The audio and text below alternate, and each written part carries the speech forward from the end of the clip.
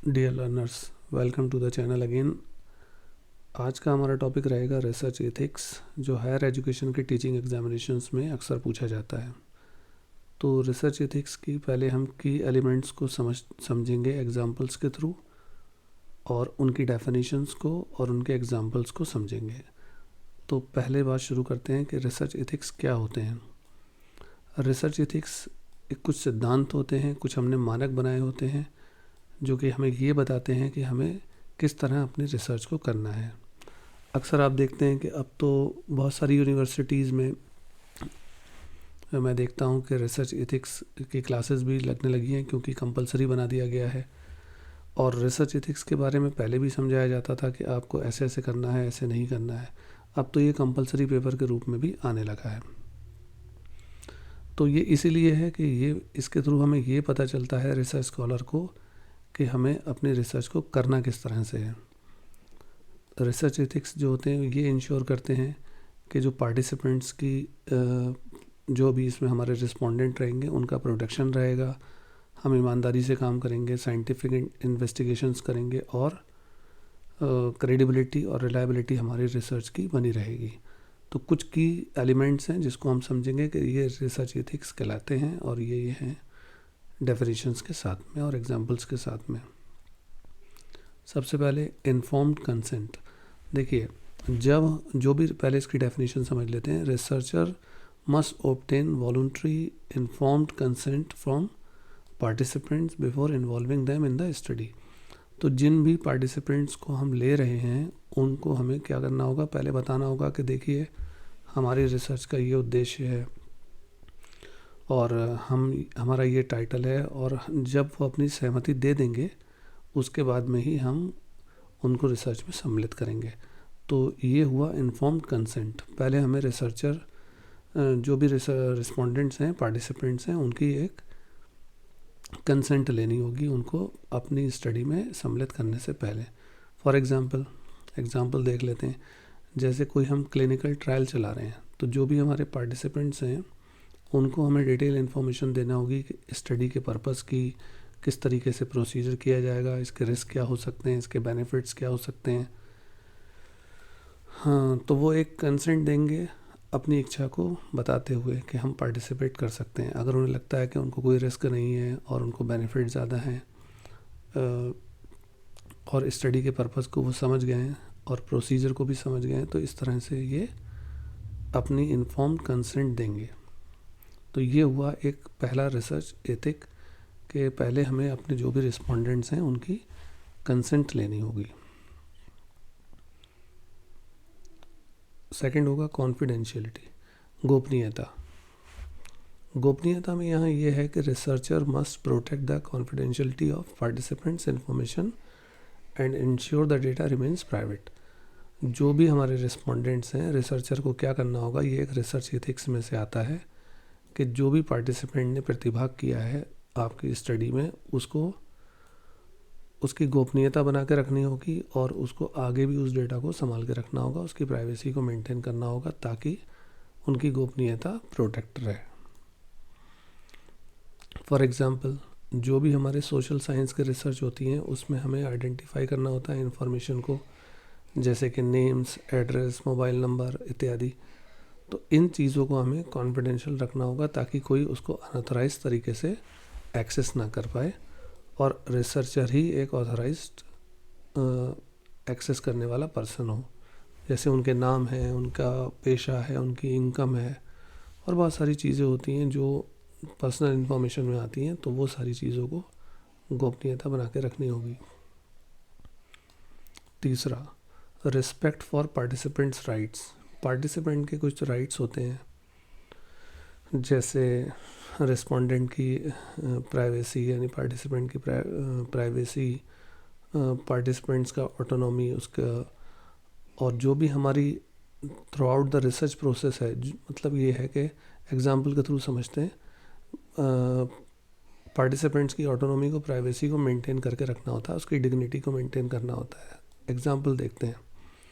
In psychological studies participants have the right to decline answer specific questions or withdraw from the study at any time without facing consequences, यानी किसी भी तरीके की परिस्थिति में कहीं पर भी हो सकता है कुछ क्वेश्चन उसको ऐसा लग रहे हो कि नहीं मुझे इसका आंसर नहीं देना है, तो वो वापस जा सकता है और उससे रिसर्चर कुछ नहीं कहेगा कि आप ऐसा क्यों कर रहे हैं, ये है वो है।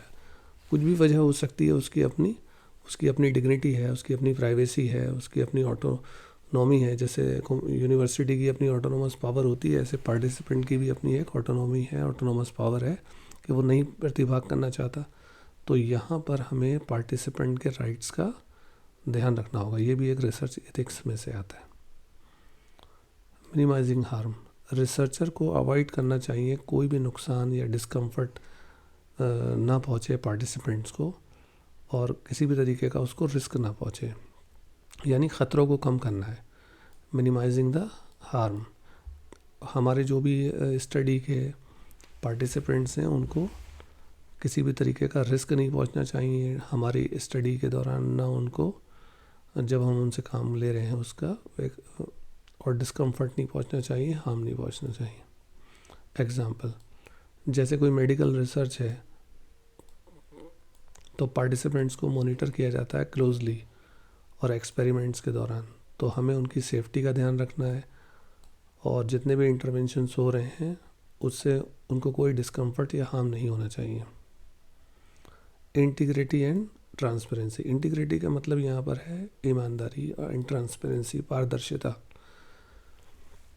रिसर्चर को कंडक्ट करनी चाहिए अपनी रिसर्च ईमानदारी के साथ में, ठीक एक्यूरेटली, और रिपोर्ट करना चाहिए फाइंडिंग्स को बिना उसमें छेड़छाड़ किए और डेटा को मैनिपुलेट किए हुए।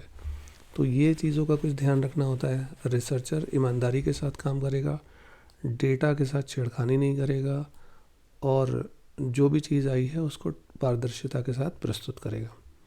जैसे साइंटिफिक पब्लिकेशंस हैं तो उसमें रिसर्चर को साइट करना होता है एक्यूरेटली और ट्रांसपेरेंटली।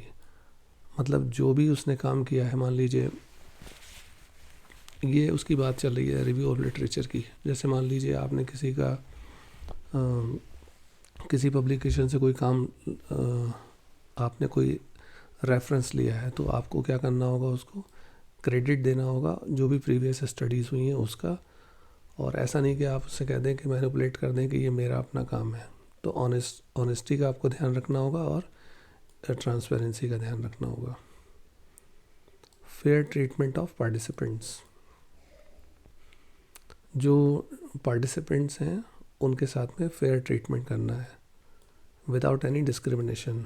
देखिए अलग अलग क्षेत्रों के, अलग अलग भाषा के, अलग अलग धर्म समुदाय के लोग हो सकते हैं पार्टिसिपेंट्स, तो हमें उनके साथ में फेयरनेस के साथ में अपनी रिसर्च को करना है। जैसे एजुकेशनल रिसर्च हो रही है तो हमें समान प्रतिभाग करने देना है अपने पार्टिसिपेंट्स को स्टडी के दौरान, यानी अलग अलग सोशियो इकोनॉमिक स्टेटस के बच्चे हो सकते हैं, हाँ, अलग अलग जेंडर के हो सकते हैं, अलग अलग रेस के हो सकते हैं। तो हमें क्या करना है, समान रूप से उनको प्रतिभाग करना है। ऐसा नहीं कि अगर जैसे मान लीजिए हमारी स्टडी ऐसी है कि उसमें एक ख़ास तरीके की सोशियो इकोनॉमिक स्टेटस को लेना है तो बात अलग हो जाती है, लेकिन हमें अगर ऐसा कोई रिस्ट्रिक्शन नहीं है, कोई लिमिटेशन नहीं है, तो हमें हर सोशियो इकोनॉमिक स्टेटस वाले बच्चे को लेना होगा, रेस के बच्चे को लेना होगा, और पुरुष या स्त्री में विभेदीकरण ना करते हुए उन दोनों को ही लेना होगा। एथिकल यूज़ ऑफ रिसोर्सेज, जो भी हम रिसोर्सेज यूज़ करते हैं उनका हम एथिकल यूज़ करेंगे। जैसे इसकी डेफिनेशन समझ लेते हैं। रिसर्चर को यूज़ करना चाहिए रिसोर्सेज पूरी क्षमता के साथ में और रिस्पॉन्सिबल बिहेवियर के साथ में, ताकि वो कोई भी वेस्ट ना करे, कोई मिसयूज़ ना करे। फॉर एग्जांपल, अगर मान लीजिए हम कोई इन्वायरमेंटल रिसर्च कर रहे हैं तो जो भी हमारे प्रयास हैं उससे हम इन्वायरमेंट को कम से कम मतलब ऐसा कुछ काम करेंगे जिससे उसको नुकसान कम से कम पहुँचे, और जो नेचुरल सेटिंग्स में सारी चीज़ें हैं वो बनी रहें। कोई भी ऐसी स्टडी हो सकती है, तो हमें वेस्टेज ना हो और मिसयूज़ ना हो रिसोर्सेज का, इस चीज़ का ध्यान रखना होगा। इंस्टीट्यूशनल रिव्यू बोर्ड, इसको हम IRB कह सकते हैं, इनका हमें अप्रूवल लेना होगा। जैसे जो रिसर्च है, अगर उसमें ह्यूमन सब्जेक्ट है, मान लीजिए क्या होता है कि वैसे ह्यूमन को सब्जेक्ट बनाया नहीं जाता है, जैसे मान लीजिए इंसानों पर रिसर्च हो रही है, अगर मान लीजिए कभी ऐसा होता है कि रिसर्च कोई ऐसी है कि जिसमें ह्यूमन सब्जेक्ट बन रहा है, तो यहाँ पर एक अप्रूवल लेना होगा IRB से, जो भी इंस्टीट्यूशनल रिव्यू बोर्ड होता है कंट्री का, उससे या इंटरनेशनल लेवल पर। एग्जांपल, बिफोर कमेंसिंग ए स्टडी इन्वॉल्विंग ह्यूमन पार्टिसिपेंट, जिसमें ह्यूमन पार्टिसिपेंट्स बन रहे हैं, सब्जेक्ट बन रहे हैं, तो रिसर्चर को एक डिटेल रिसर्च प्रोटोकॉल को फॉलो करना होगा और उसे अप्रूवल लेना होगा IRB का। IRB क्या हुआ? Institutional review board.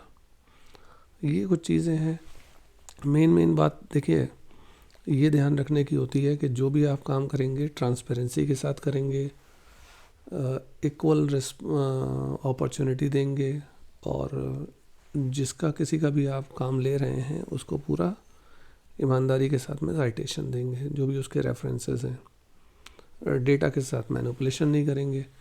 ये मुख्य रूप से चीज़ें होती हैं, पार्टिसिपेंट्स को नुकसान नहीं पहुंचाएंगे। तो आप इसको वीडियो को दोबारा देख लीजिएगा समझने के लिए।